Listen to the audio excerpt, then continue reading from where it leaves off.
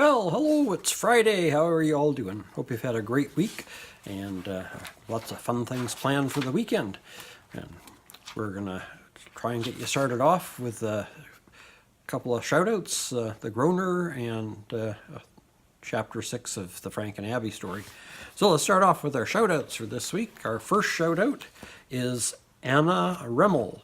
And Anna does singing videos, a few other things as well, but mostly it's singing. She has a very nice voice, and I encourage you to go by her channel, show her some love, and have a listen, and give her some support. So Anna Rammel.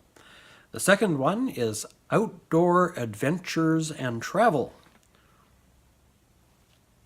Any guesses as to what they do?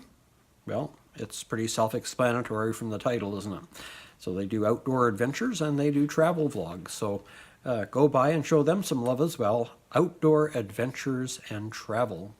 And our third is John Ames. And John does mostly fishing and nature videos, and quite enjoy them. Even if you're not a fisher person, you might not want to watch the fishing parts of his that he puts up, but you'd enjoy the nature ones that he does. So go by and check out John Ames, and I hope you'll check all three of these channels and give them some love and support. They're all, in my opinion, are all good channels and worthy of your love and support. So I'll leave you with that. Alrighty, we're going to move on to Chapter 6 of the Frank and Abby story. If you have not heard the first 5 chapters, if you go to the description for this video, you'll find links for the first 5 videos where those chapters are read. And I try and do that with each of them so that you can go back and watch those first. All right, so let's get on with reading Chapter 6. Tuesday morning dawned wet and dreary and matched my mood.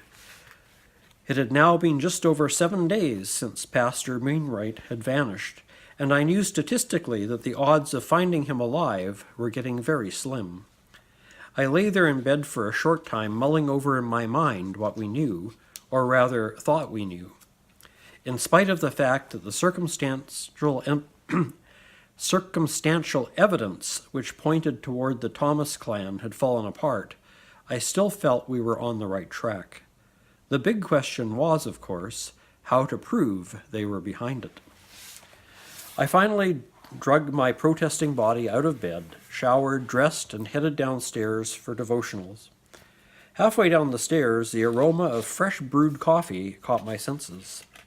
Sure enough, when I reached my office, I found Abby sitting in one of the client's chairs waiting for me. "You're in early this morning," I observed. "I know, but I couldn't sleep. I was just going through the case in my head, and in spite of the fact some of the evidence has been undermined, I still think we're on the right track," Abby opined with a scowl on her pretty face. "I feel the same way. I think we need to pray that the Lord will guide us in the right direction. The longer Pastor is missing, the poorer the odds of his survival." It was Abby's turn to choose the scripture reading for the day, and she had chosen Ecclesiastes 7, verse 8. "The end of a matter is better than its beginning, and patience is better than pride." She read it aloud, and then we, as usual, both sat in silence for a while to contemplate it. We followed this with a time of prayer. "I pray that verse will prove to describe this case we're working on," I said. "Did you pick it on purpose?"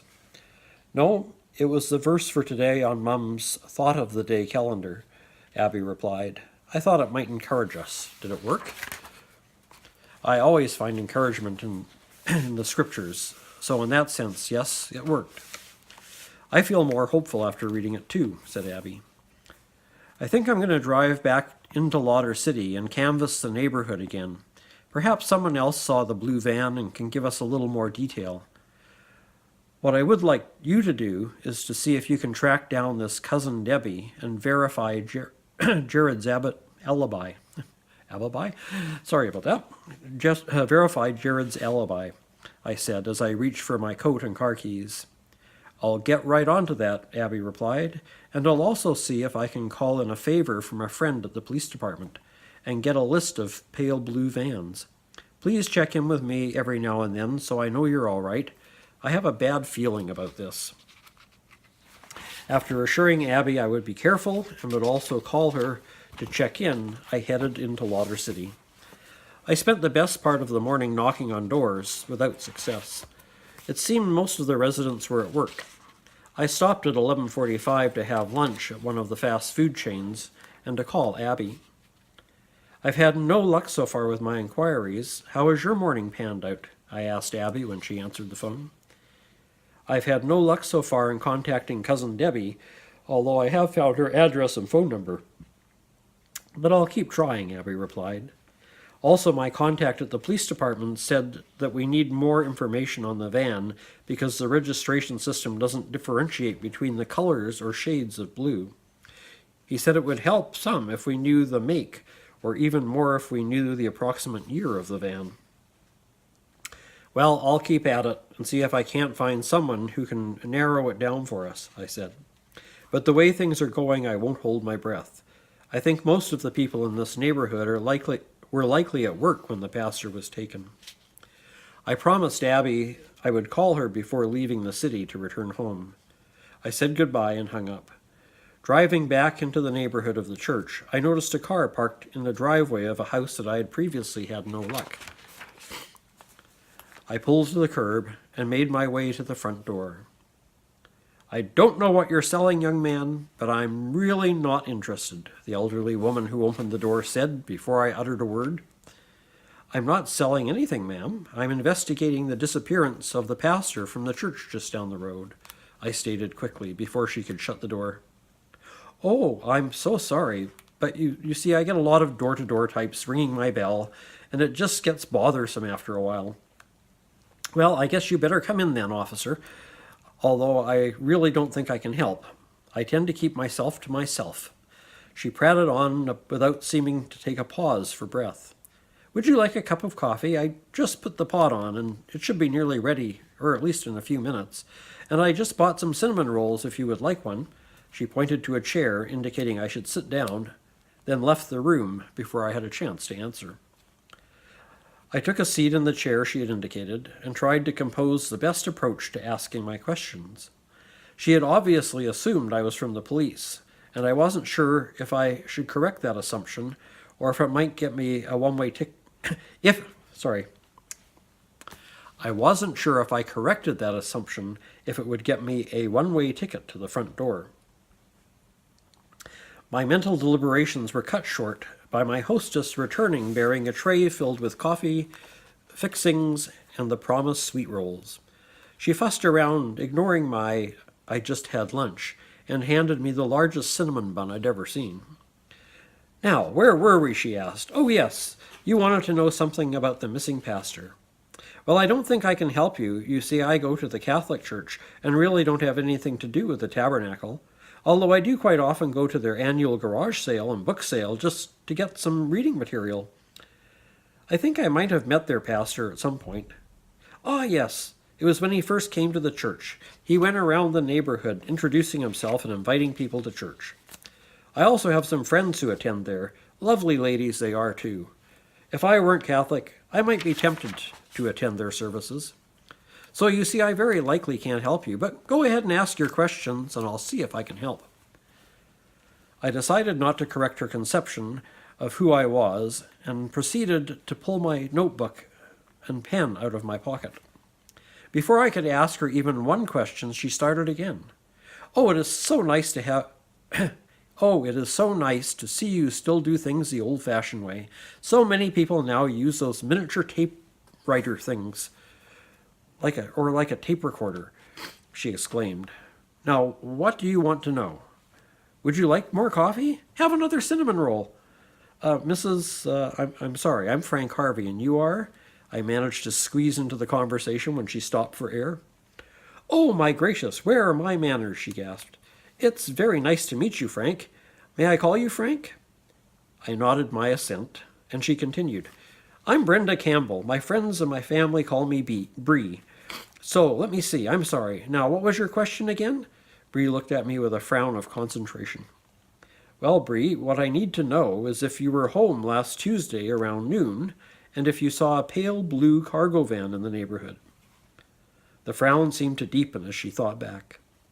Well, now, let's see. Oh, yes, now I remember.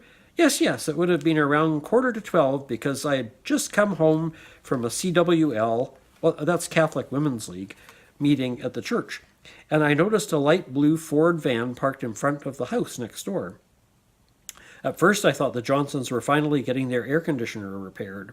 It's been broken for weeks. All I've heard from Connie is grumbling about how she can't sleep at night because it's too hot, and Tony is too cheap to pay to fix it. But when I called over to talk to Connie, there was no one home. I tried to keep the excitement out of my voice. Are you sure it was a Ford van? I asked. Oh, yes. I recognized it because my husband, Vince, had one just like it, and seeing it brought back memories. We used to laugh about that van because the reason he bought it for his business was that there was a big billboard out on the highway advertising Ford vans, and the slogan was, "See Ford's Van Gogh." And the van in the picture had a portrait of Van Gogh, the artist, on the side. Vince thought it was funny, and being his name was Vincent, thought it was a great kick to say, "Watch Vincent's Van Gogh." Get it? She chuckled.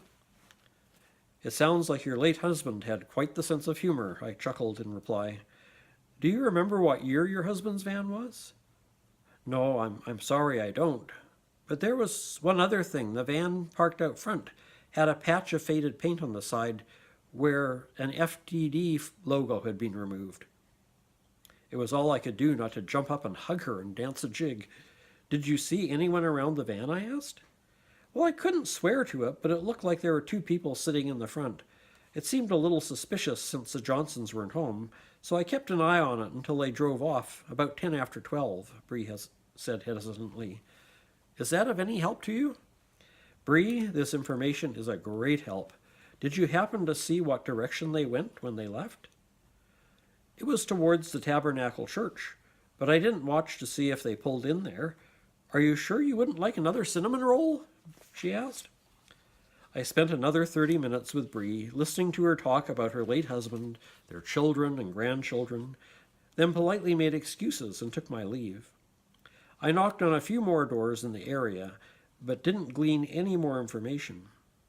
One other neighbor also remembered seeing the van parked on the street, but couldn't substantiate the details Bree had given me.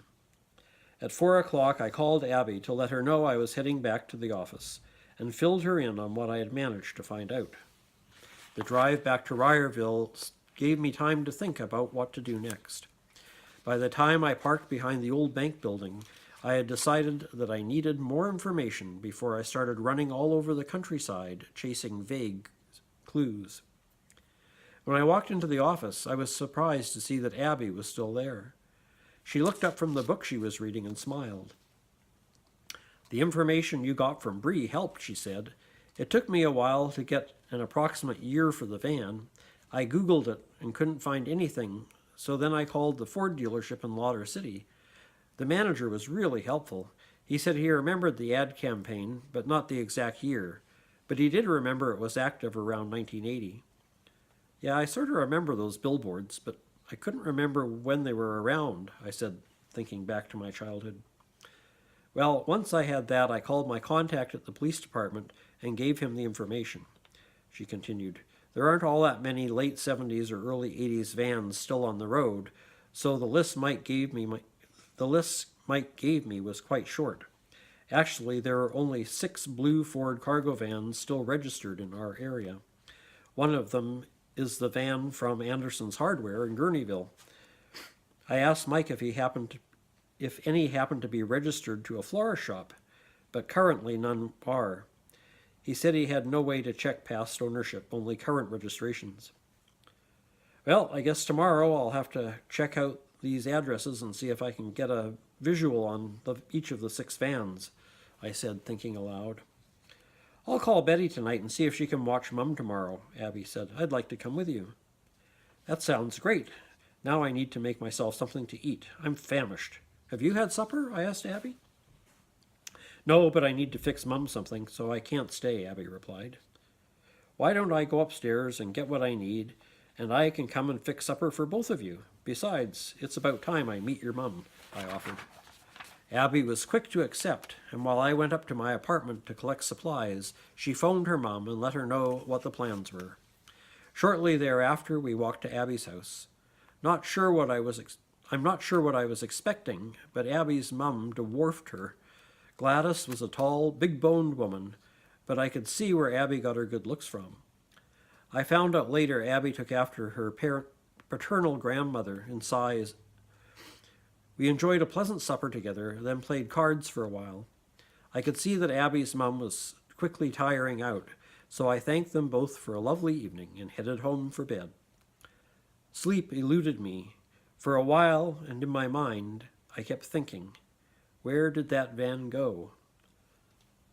I know, it was a bad pun, but you have to admit, it was a cute ad. And that's the end of chapter 6. So next Friday we'll have chapter 7. Hope you're enjoying the story, and if not, then why are you listening? Alrighty, now it's the time that most of you really enjoy, and that's the groaner of the week. And this one I hope you enjoy. There's a family who are concerned about their mother and grandmother because she's been acting a bit odd over the last while, and as the son and daughter of the aforementioned lady talked about it, they decided perhaps they should have her committed because some of her activities were a bit strange. And so they talked to the family doctor about it, and he said, well, the first thing we need to do before you can take steps to have her committed or to get power of attorney for her or anything like that is we need to have a psych evaluation done.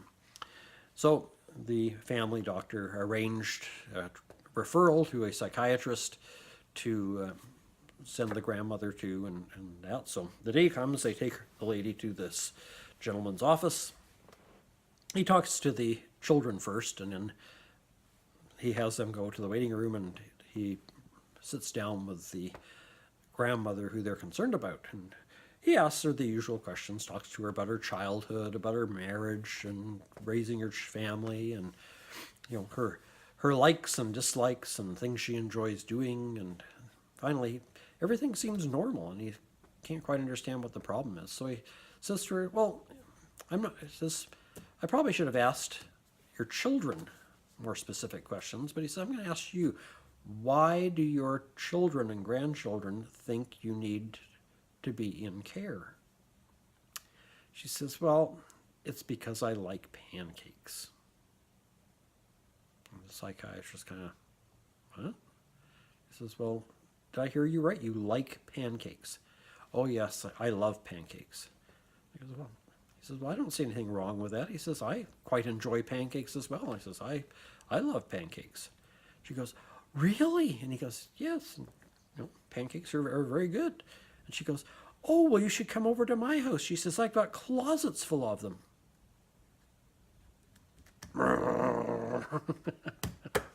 All right, everybody. I hope you have a good weekend and enjoy yourselves. And I think in the States, no, that's coming up. It's not here yet. I was going to say, I was thinking it was Memorial Day weekend, but I think that's the 27th. The weekend with Monday the 27th. I think that's Memorial Day weekend.